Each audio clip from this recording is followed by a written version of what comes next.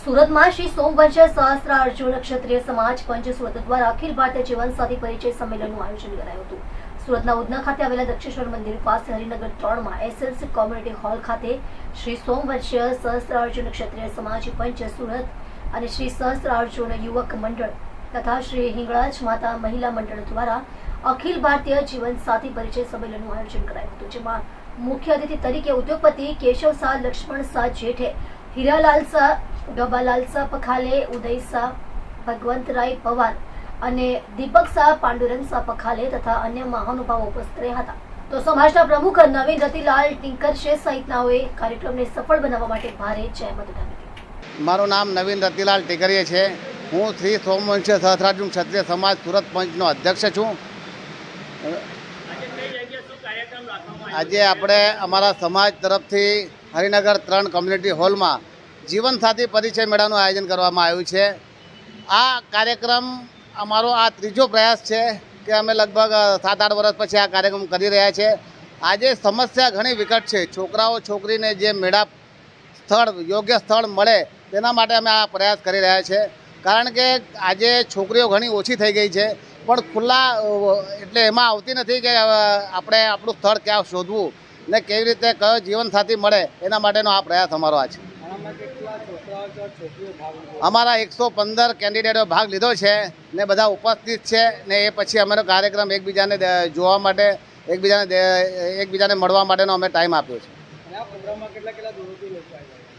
આ પ્રોગ્રામમાં અમે છે ને તો લગભગ મહારાષ્ટ્રથી બોલાવ્યા છે, મધ્યપ્રદેશથી રજીસ્ટ્રેશન થયું છે, તેલંગાણાથી રજીસ્ટ્રેશન થઈ ગયું। અમારો સમાજ પૂરા ભારતમાં જ્યાં જ્યાંથી છે ત્યાંથી એક બબ્બે કરીને આ વસ્તીનું અમે આ આયોજન કર્યું। આ લગભગ અમારો આ 7-8 વર્ષ પછી આ પહેલો કાર્યક્રમ। એ સંદેશ આપવું જોઈએ કે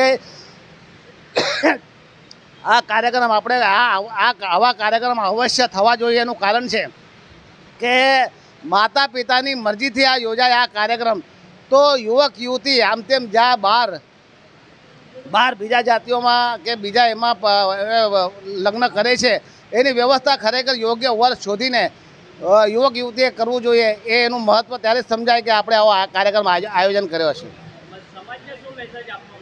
સમાજને એક જ મેસેજ આપું છું કે બસ આવી રીતે તમે ભેગા થાઓ ને એકબીજાને આવા પ્રોગ્રામ કરીને એકબીજાને સહાયક રૂપ થાવ, એ જ મહત્વ છે।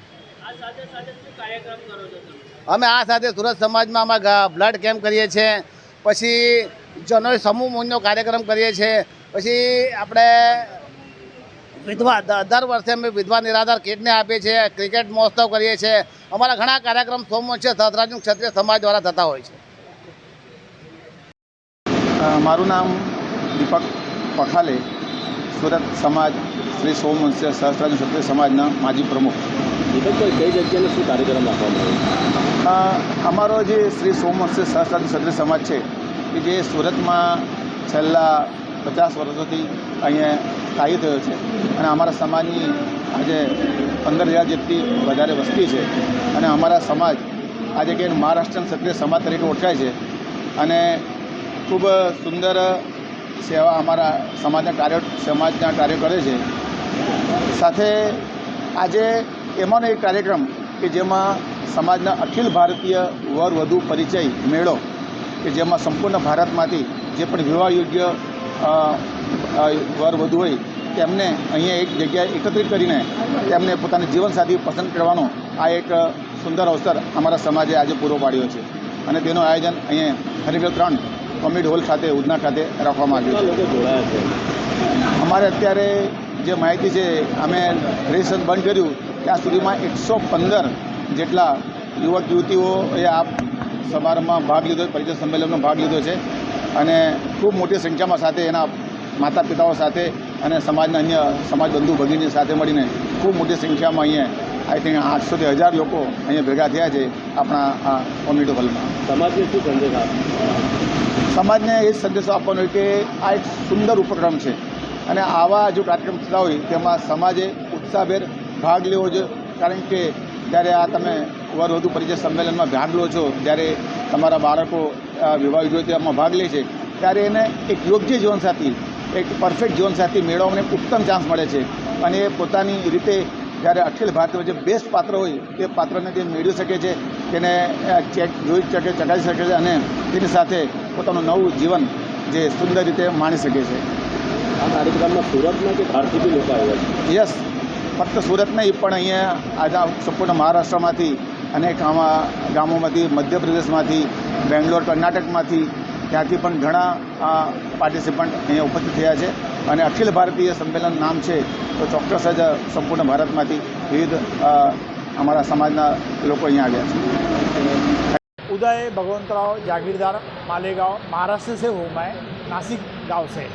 मैं महाराष्ट्र का प्रांतिक का वाइस प्रेसिडेंट हूँ, अखिल भारतीय का मेंबर हूँ और सूरत में जो आज ये वधूवर परिचय मेला आयोजित किया है, नवीन भाई टिकरिया अध्यक्ष है, उनके टीम ने बहुत ही सुंदर तरीके से आयोजित किया है.